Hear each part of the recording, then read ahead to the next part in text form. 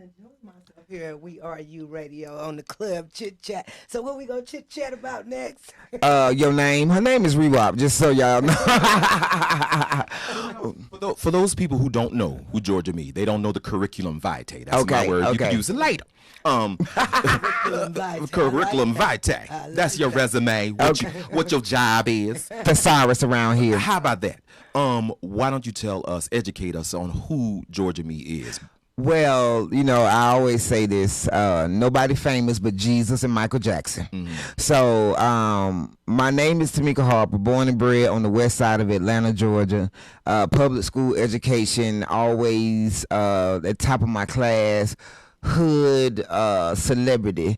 But I chose poetry as my ministry, as my weapon and my wealth.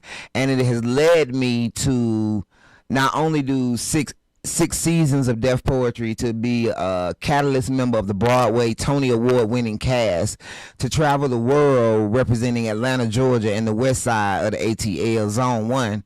And I've been blessed to go all around this world, not only with Deaf Poetry, but on my own merit.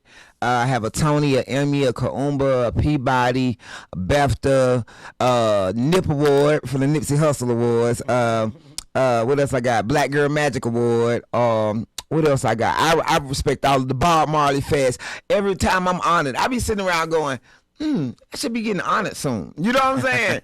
Like, people don't believe that, but that's the truth. I believe I deserve. So, and I even have my own day. May 4th is Tamika Georgia Me Harper Day. And from that, I've created a festival, a cultural fringe, basically urban, that means black, called the Tamika Festival, celebrating every aspect of our culture, every single entity of our culture. And we've been going for 13 years. So I have so many different entities. I have Lady Girl Productions, which is a spoken word humanitarian agency. And we do counseling, we do advising, what's that? I forgot what it's called.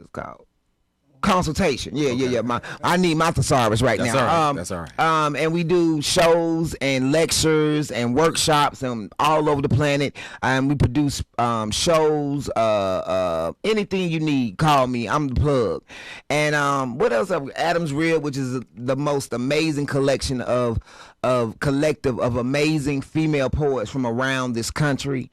I have some in there. Game TV, which is my network, which is spoken word based with Georgia Me Perspective and other television shows and podcasts. So I just, my goal here is to make people understand the industry of spoken word, who are really the players in it. Shout out to Amanda Gorman. We are so proud of our baby girl, doing so much great work. Yes. So as a Georgia Peach, as Georgia Me, when you saw that moment, when that young lady stepped up to the podium, first of all, she had the name Poet Laureate, the youngest ever. Yeah.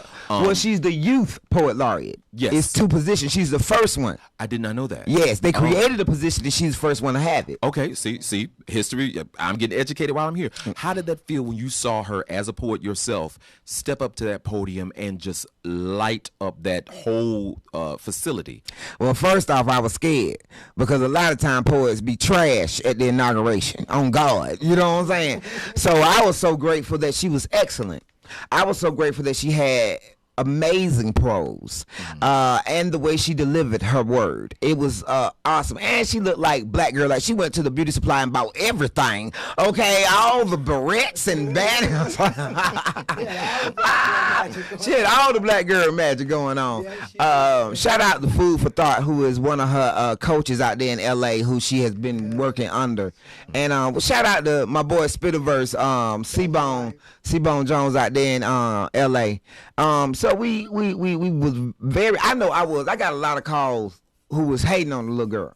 Really? Because we're better than her. On God.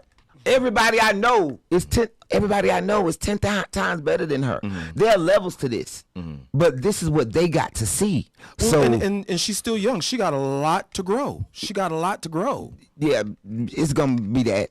It ain't on God, but it's great. I don't got no issue with that. Everybody ain't the same. Right. Just because you sing and dance don't mean you Beyonce. Here I am. Hello. On God. You know what I'm saying? Like, so, you know, but not just me. I know Jessica Care Moore. I know Sonny Patterson. I know Emerald Green. I know Red Riding Hood. I know Teresa the Songbird. I know Ruckus. I know Thea Monier. I know Dana Gilmore. I know Rewop. I know Lightning Tasha Jones. I know Ursula Rucker. I know Mahogany Brown, Queen Sheba. Because I know all these other entities who are major beasts and her influence, I know how it grows, how to elevate, how it should be elevated. My God! Like when you go see, as in the poetry world, when you go see the last poets, oh my God, y'all hear my phone just went off and it's stuck in this thing.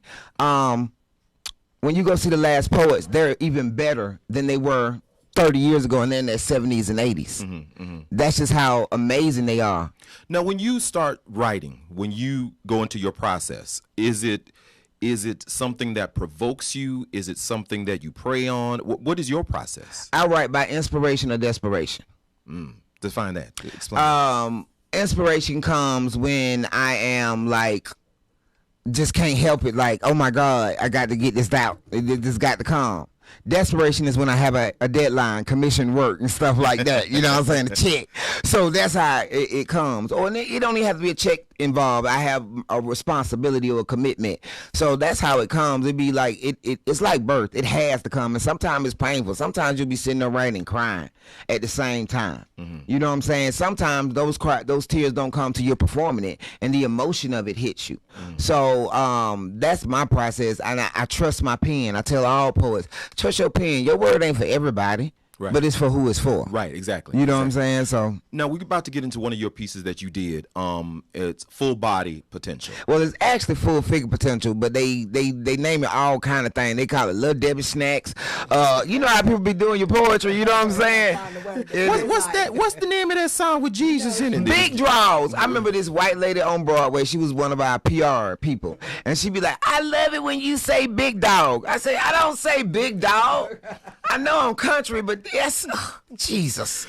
But that's it. So tell us about that poem. How that poem straight came from inspiration. I had just finished swimming 8 laps at the Y. 8 laps. That's all the way. Like 1 lap is both times. I was tired. I was walking up the hill by Washington Park. I mean, I just swam 8 laps and I'm walking up a hill. You know how hilly Atlanta is.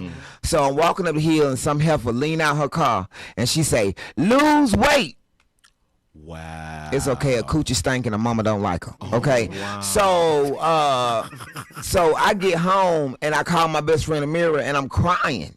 And she's like, "What's wrong, girl? What's wrong?" That ain't what she said. She said another word. "But what's wrong, girl? What's wrong?" And I was like, you know, I was at the Y. I'm crying like boo-hooing. And I was swimming 8 laps. She said, "You swim?" I said, 8 laps? You can't even do that. You know what I'm saying? And this girl leaned out her car and she said, "Lose weight." And my best friend being who she was, "We gonna find that. We gonna ride on that." You know what I'm saying? Just like losing carrying on. And we don't even know this woman. You know what I'm saying? And I realized in that moment I gave her the power to define me. And I just wrote that pain, you know what I'm saying, out of money, looking for a snack. Because it's exact what I did. You know, I would every night after going to the club, whatever, smoking how many ever blunts, go Little Debbie Snacks was cheaper then too. Lord have mercy, it done went up. And you get you 4 Debbie Snacks, some chips and a soda, and that ain't a meal, but it's something. And it's wrong. You know what I'm saying? But it's comforting. Right. And that's what food is. And you know what I'm saying? And then you have this relationship with food as a big person. Food wasn't my thing. That's not why I was big. I just been big all my life. But dealing with that and the turmoil you go through of people judging you and treating you bad and assaulting you. You know, people would just say things to me and didn't even know me. You know what I'm saying? When I say big draws in that poem, an actual young man when I was walking through downtown Atlanta yelled that to me. Wow. Even though in his mind he was trying to holler. He thought that was cute. But the thing about it is that it doesn't matter what anybody calls, just what you respond to. And it's the power, again, of you giving people the power to define you and create you and break you. Never. I will never give anyone that power. I know that it all resides in me. Where the power reside, where the power reside, where the power reside, where the power reside. Well, speaking of where the power reside, ladies and gentlemen, here it is, the one and only Georgia Me. I love this thing. It is called, what is the right? Full Figured Potential, A Fat Girl's Blues. Here it goes. Full figure potential.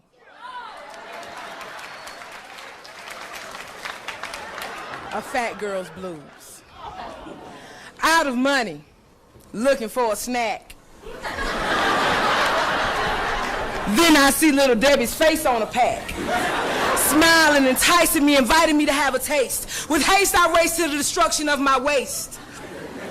As the sugar sets in, so does the disgust I feel, wishing I had the power of will, or hoping someone would kill this gluttonous monster which rules my eyes, which is bigger than my stomach, so we fill my belly with pies and cakes, byproducts, additives, and other shit.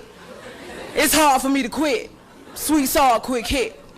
My diet includes fried everything, all kinds of pork. People asking if I've been visited by the stork. See, it's looking for sin to be fat without children or a medical condition. So it leaves a girl fishing for an excuse to stop the abuse. I endure every day, in every way, through ridicule and personal shame, unwanted attention and fame from the group of young men who holler big draws. As I pass by, I start to cry. The wind dries my eye. But nothing can heal the scar left on my esteem. Praying this ordeal is a dream, better yet a nightmare, for it's too hard to bear this constant scale. As my reality, a complete disregard for humanity, not seen as humane, more like insane or having no self-control. She can't even pass up a jelly roll. Not seen as beautiful, look at the folds and gut, the shade like thighs and out of shape, but not seen as strong, she can't go long, she'll be down before the end of the song. My personal demons are hard by themselves, comparisons to pigs, elephants, and whales. You might look at me and see lazy and weak, giving no second thought that before you, an angel may speak. You can't see the beauty besides the pretty face. You don't see the warmth of my heart, which provides a safe place or a home where not only love roams, for myself and others where the light has not been shown. See, I realize I'm more than a body. I have a spirit and mind, which through divine knowledge told me it's about time for me to love who I am and decline those devils who try to steal my joy. I'm conquering my foes like Helen of Troy, and with this same spirit, I'll make the world hear it. Love who you are. Be the best that you can be. Your spirit will solve the whole world. Will see your strength, your beauty, and your heart. The ignorance of others won't pierce like a dart. Let those who worship aesthetics live a pathetic life. No substance, no feeling, self-afflicted strife. If they can't see the beauty of my soul, I know I'm beautiful in the eyes that God beholds. Now see, I know at times I'll get knocked down or even doubt my ability. But I'll look in the mirror and say I'm wonderful with humility. Now we're supposed to respect everyone with different choices, beliefs, and hues, but who gives a damn about a